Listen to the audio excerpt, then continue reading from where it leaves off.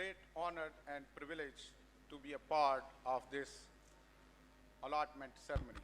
I'm very thankful to Zaid Saab to bringing us in his capital smart city. As I heard all these talks, that they are making a wonderful city, which will be a modern city of Pakistan. And we are privileged to be part of this city. So now I'm going to talk about the hospitals. I know you are all fluent in English, but I will speak in combination Urdu and English, so everybody should take the message, what we are going to build, and this message should spread. So we are going to build a specialist brain and spine hospital. I think I had a chat with a lot of people. There are a lot of already general hospital हैं इस मुल्क में काफ़ी सारे जो अपनी अपनी services दे रहे हैं, लेकिन वो सर्विसेज इन डेप्थ नहीं हैं जो है ना। और इसलिए जब किसी बंदे को कोई ज़्यादा कॉम्प्लेक्स प्रॉब्लम हो तो उसको बाहर ट्रैवल करना पड़ता है। हम चाहते हैं कि हम एक ऐसा हॉस्पिटल बिल्ड करें ताकि लोग जो पाकिस्तानी हैं वो बड़े फ़ख्र के साथ उस हॉस्पिटल में इलाज करवा सकें। तो इसलिए हम एक स्पेशलिस्ट, यहाँ हार्ट के भी हॉस्पिटल हैं, यूरोलॉजी के भी हैं, लेकिन ब्रेन एंड स्पाइन का कोई हॉस्पिटल नहीं है। अब इससे ये होता है कि जी ब्रेन एंड स्पाइन तो दो ऑर्गन हैं, तो इसके लिए इतना बड़ा हॉस्पिटल किस लिए जो है ना। तो उसकी मैं थोड़ी सी डिटेल में जाऊंगा।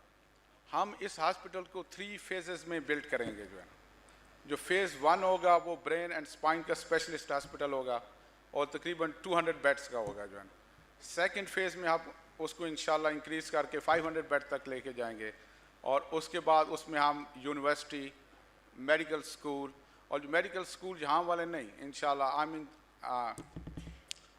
Discussion with Kings college medical school, तो हम किंग्स कॉलेज मेडिकल स्कूल को इंशाल्लाह यहाँ पे लाएंगे। बच्चे पढ़ेंगे यहाँ पे, लेकिन उनको डिग्री किंग्स कॉलेज लंदन की मिलेगी। और उसके बाद इंशाल्लाह हम एक साथ नर्सिंग इंस्टीट्यूट भी डेवलप करेंगे, क्योंकि हमारे यहाँ नर्सेस का जो स्टैंडर्ड है वो इतना हाई नहीं है, ताकि हम उनको इंटरनेशनल लेवल के स्टैंडर्ड की नर्सेज जो है ना प्रोड्यूस कर सकें।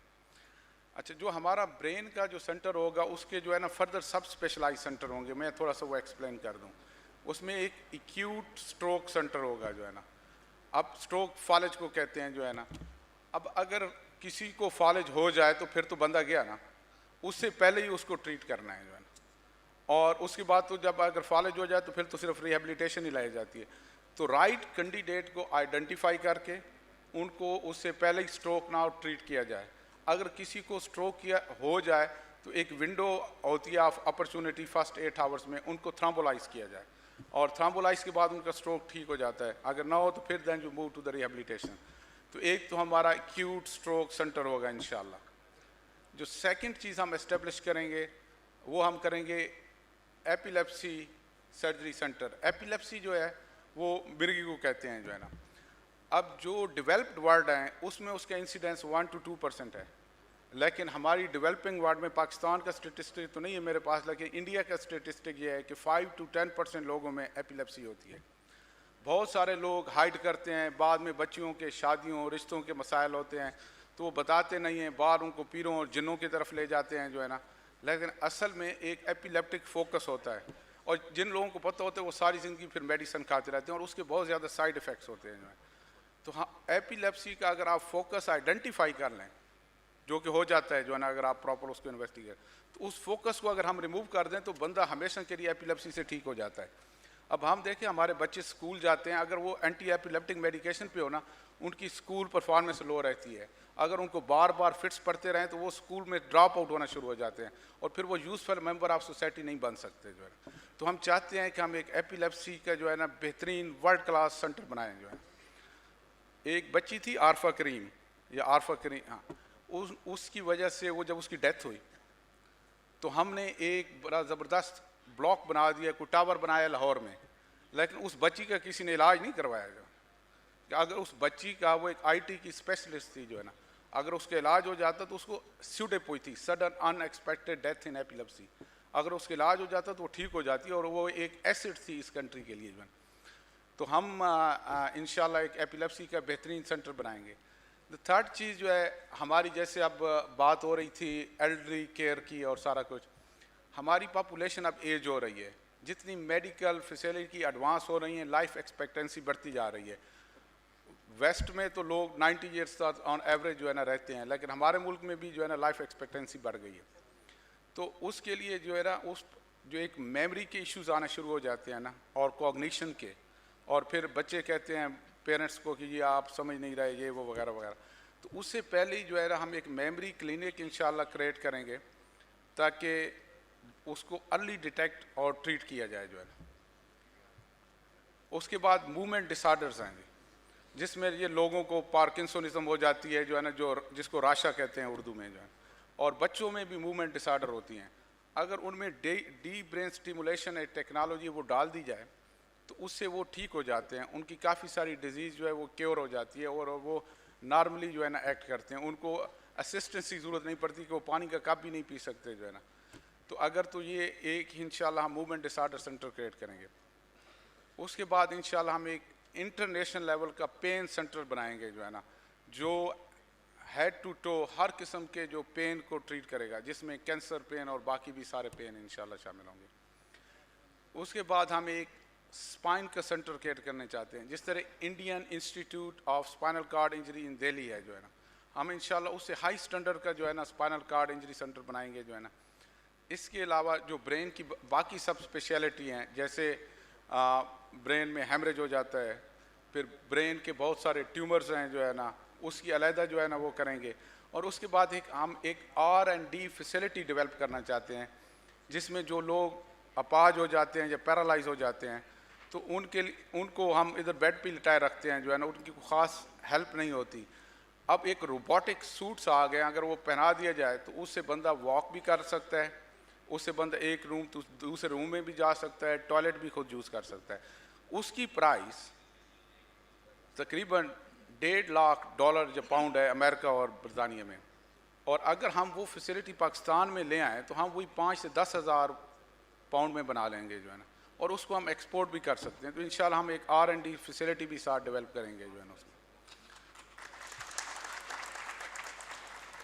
और इसके अलावा हम इंशाल्लाह एक रिहैब सेंटर बनाना चाहते हैं with due our respect to our generals and the army officers. मैंने आर्मी की फैसिलिटी भी देखी है रिहैब की, लेकिन that's not a world standard facility. तो इंशाल्लाह हम रिहैब में एक वर्ल्ड स्टैंडर्ड फैसिलिटी क्रिएट करेंगे।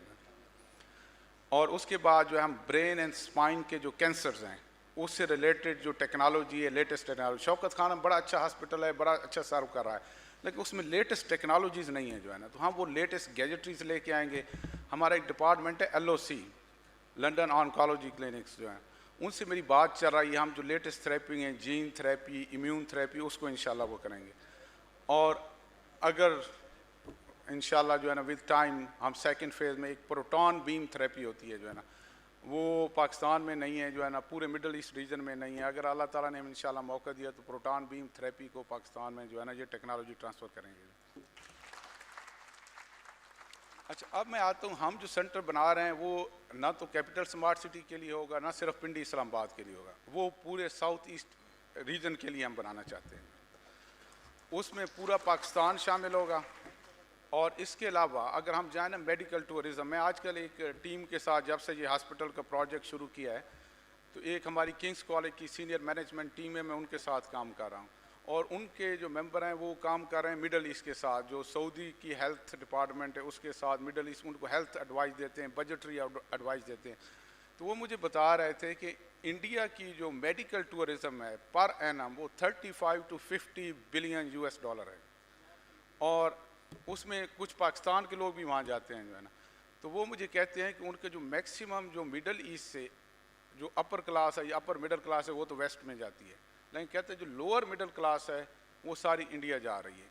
इसके अलावा सेंट्रल एशियन स्टेट्स जो हैं उनकी जो हेल्थ है वो इतनी डेवलप नहीं है, तो उनसे भी काफ़ी सारी 80% जो लोग हैं वो इंडिया से इलाज करवाते हैं। इसी तरह अफ़गानिस्तान है, तो वो मुझे कहते हैं कि जी आप लोग, हम वहाँ तो इंडियन डॉक्टर ट्रीट करते हैं, लेकिन हम जो सिस्टम ला रहे हैं वो भी मैं अभी थोड़ा सा एक्सप्लेन करता हूँ। हम यहाँ पे जो है ना हार्ले स्ट्रीट के जो है ना जो डॉक्टर्स हैं, सिर्फ पाकिस्तानी नहीं, जो ब्रिटिश हैं वो भी यहाँ पे सारे आएंगे रोटेशन पे। तो कहते हैं आप जो है ना सारे गोरे डॉक्टर लेके यहाँ पे जा रहे हैं, तो we can give you a fair share of that international tourism जो हो रही है। तो इंशाल्लाह हमारा एम ये होगा कि हम इंटरनेशनल टूरिज़म को भी कैप्चर करें और अपने पूरे रीजन को भी जो है ना ट्रीट करें। अच्छा, जो हॉस्पिटल हम बनाने जा रहे हैं उसके साथ एक जो है होटल अपार्टमेंट का कम्प्लेक्स भी इंशाल्लाह हम रखेंगे और उनको एक ब्रिज के साथ कनेक्ट किया जाएगा। उससे वजह यह कि तो पाकिस्तानी लोगों के साथ काफ़ी पेशेंट आते हैं, अटेंडेंट आते हैं पेशेंट के साथ, प्लस अगर हम इंटरनेशनल टूरिज़म लाते हैं तो उसके लिए बड़ा ज़रूरी है। थर्ड, आजकल मॉडर्न कंसेप्ट ये है कि एक पेशेंट है वो डिस्चार्ज के काबिल हो गया है, उसको हॉस्पिटल में रहने की ज़रूरत नहीं है, लेकिन वो इस लेवल तक रिकूपरेट नहीं हुआ कि वो घर चला जाए, तो उसको एक दरमियान वाले पीरियड में हम उसको 5 क्लास फैसिलिटी में होटल में शिफ्ट कर दें, दरमियान में ब्रिज से कनेक्टेड हो, नर्स और डॉक्टर्स हर वक्त अवेलेबल हों, जब भी उनको ज़रूरत पड़े तो वो वहाँ पे जो है ना आ सकें। और जो हॉस्पिटल हैं वो हम इंशाल्लाह JCI कंप्लाइंट बनाएंगे। इस वक्त सिर्फ पाकिस्तान में 2 ही हॉस्पिटल हैं जो JCI कंप्लाइंट हैं। आगा खान पहला हॉस्पिटल था जो JCI कंप्लाइंट बना और काफ़ी देर बाद जाके बना जो है। दूसरा हॉस्पिटल यहाँ पे आप लोगों के रीजन में शिफा है, वो भी 2-3 साल पहले JCI, हालांकि वो 80s में एस्टेब्लिश हुआ, अब आके JCI कंप्लाइंट। तो हम इंशाल्लाह फ्रॉम द वेरी बिगनिंग जो हमारी बिल्डिंग होगी वो इंटरनेशनल आर्किटेक्ट डिज़ाइन की होगी और JCI कंप्लाइंट होगी और हम पहले दिन से इसी चीज़ पे काम करेंगे और उसको इंशाल्लाह एक हाई स्टैंडर्ड के साथ जो है ना वो करेंगे। अच्छा, एक चीज़ होती है, हमारा पाकिस्तान बाहर मुल्क से कोई भी यहाँ पे अच्छा डॉक्टर आ जाए, वो 6 महीने बाद बिल्कुल इस ऐसे ही हो जाता है जैसे हम सारे हैं, वो भी उसी टीम का, लोकल टीम का हिस्सा बन जाता है। हम एक कल्चर लाना चाहते हैं, क्योंकि हम जब पाकिस्तानी हैं यहाँ, तो हम जब मैं जाता हूँ एयरपोर्ट पे मुझे 10 बंदे कहते हैं जी मैं किसी को प्रोटोकॉल के लिए कह दूँ।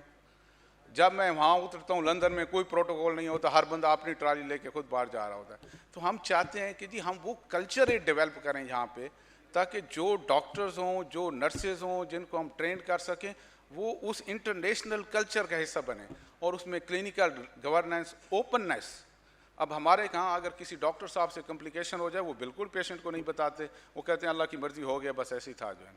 लेकिन वहाँ पे हमारे बड़ी ओपननेस है, हम हर वीकली मीटिंग्स होती हैं और हर चीज़ डिस्कस होती है और डॉक्टर बड़ी ओपनली आके बताता है, yes sorry this complication happen, if I have done differently like this that it might be a different result. लेकिन यहाँ पे ऐसा नहीं होता जो है। तो हम वो सारा कल्चर यहाँ पे लाना चाहते हैं। जैसे हमारे यहाँ अच्छा ऑपरेशन हो जाता है, बाद में इन्फेक्शन नहीं कंट्रोल होता, तो हम इंशाल्लाह पूरी वो जो क्लिनिकल गवर्नेंस का स्ट्रक्चर है वो सारा जो है ना उस हॉस्पिटल में लाएंगे और उसको इंशाल्लाह एक रोल मॉडल हॉस्पिटल बनाएंगे ताकि बाकी हॉस्पिटल वहाँ से सीख सकें जो है ना। तो ये एक जनरल ओवरव्यू जो है ना हमारा है उस हॉस्पिटल का, तो हम उसको इस तरीके से डिज़ाइन करना चाहते हैं जो है ना। इसके बाद जो है ना हम वहाँ पे एक MDT का कल्चर डेवलप करेंगे। यहाँ पे होता है कि डॉक्टर सारे इंडिविजुअल प्रैक्टिस करते हैं, पेशेंट जाते हैं, एक डॉक्टर को दिखाया, फिर दूसरे को, फिर तीसरे को, फिर वो कंफ्यूज होकर बैठ जाते हैं कि किसने बात सही कही है। बाहर हम इस तरह करते हैं कि एक पेशेंट आया, उसने आपको दिखाया किसी डॉक्टर A को, तो दूसरे दिन हमारी सबकी एक MDT होती है, तो हर केस उस मल्टी डिसिप्लिन मीटिंग में डिस्कस होते हैं और कम से कम 10 डॉक्टर अपना ओपिनियन देते हैं और एक कंसेंसस बनती है। तो हम पेशेंट को ये फैसिलिटी ऑफ़र करेंगे, चाहे आप ऑपरेशन लाहौर से करवा लें, कराची से करवा लें, क्वेटा से करवा लें, लेकिन हम हर एक को MDT ऑफ़र करेंगे जो है ना फ्री ऑफ चार्ज कि जी आप हमें स्कैन भेजें, हमारा बोर्ड आपको बताएगा कि आपके लिए बेस्ट पॉसिबल ट्रीटमेंट क्या हो सकती है। तो इंशाल्लाह ये हमारा इरादा है कि हम ये सारी सर्विसेज जो है ना यहाँ पे लाएँ। और इसमें मैं ब्रिगेडियर चीमा साहब का बड़ा वो हूँ कि वो स्पेशली जैद साहब से मेरी बात हुई, हम एक कॉमन फ्रेंड के जो है ना घर में इकट्ठे हुए, तो इन्होंने मुझे इनकरेज किया कि आप आएँ, ये हॉस्पिटल हमारे पास बनाएं। तो उन्होंने नेक्स्ट वीक ही मुझे बुलाया और उसको जो है ना ब्रिगेडियर साहब से बात हुई, उनको कहा कि जी इसको फाइनल कर दें। ब्रिगेडियर साहब ने हमें चेस किया लंदन तक जी, और उन्होंने वहाँ पे हमारे साथ एग्रीमेंट साइन किया। और उस एग्रीमेंट के बाद, क्योंकि वो मीडिया पे थोड़ा सा उसके क्लिप्स चले जो है ना, मेरे ख्याल में आपकी मेहरबानी की वजह से, तो उसके बाद मुझे इतने फ़ोन आए जैद साहब, तो हर बंदे ने मुझे कहा कि आपने बड़ी राइट ऑर्गेनाइजेशन में जा रहे हैं और इनकी बड़ी क्रेडिबिलिटी है जो है ना, मैं इसलिए बता रहा हूँ ताकि सबको पता चले। और ये जो भी काम करते हैं टाइम से पहले एक्सिक्यूट करते हैं। तो इंशाल्लाह आई होप कि हमारा हॉस्पिटल भी इसी स्पीड के साथ और इसी उसके साथ बनेगा। एक चीज़ मैं और यहाँ पे बताना चाहूँगा कि ये मुझे हॉस्पिटल का आइडिया कैसे आया। हमारे एक बहुत ही क्लोज़ फ्रेंड थे जो है ना, अल्लाह ताला उनको जन्नत में जगह देना, ज़हीरुद्दीन साहब, वो मेरे पास लंदन आए। उनको इस्लामाबाद सारा जानता है, बड़े जो है ना नेक बंदे थे। तो वो मेरे पास वहाँ पे आए और उन्होंने मुझे कहा कि हम यहाँ लंदन आते हैं स्पेशल इलाज करवाने, ऐसी फैसिलिटी हम पाकिस्तान में क्यों नहीं डेवलप कर सकते। उन्होंने मुझे कहा कि आप आइडियाज़ लाएं, आप विजन लाएं, हम उसको सपोर्ट करेंगे, फाइनेंस करेंगे। अनफॉर्चुनेटली उनकी जो है ना साल पहले वो इस दुनिया से चले गए, उनकी डेथ हो गई। जब बंदा जाता है तो उसका आइडिया भी उसके साथ ही चला जाता है, लेकिन यहाँ मैं कहूँगा ऐसा नहीं हुआ। उनके दोनों बेटे इसको परसू कर रहे हैं, शहजाद एंड शहबाज, ये दोनों यहाँ बैठे हैं। और मेरी जब भी इनसे बात होती है या मीटिंग होती है, मुझसे पूछते हैं कि डॉक्टर साहब हमारे बाप ने कहा था, उसके लिए हम कुछ कर रहे हैं या नहीं कर रहे हैं। तो इसलिए आज इनको मैंने बताया कि हम जा रहे हैं इंशाल्लाह जैद साहब के पास, तो आप लोग साथ हैं, वो हमारे साथ आए हुए हैं। So thank you very much. I will stop here.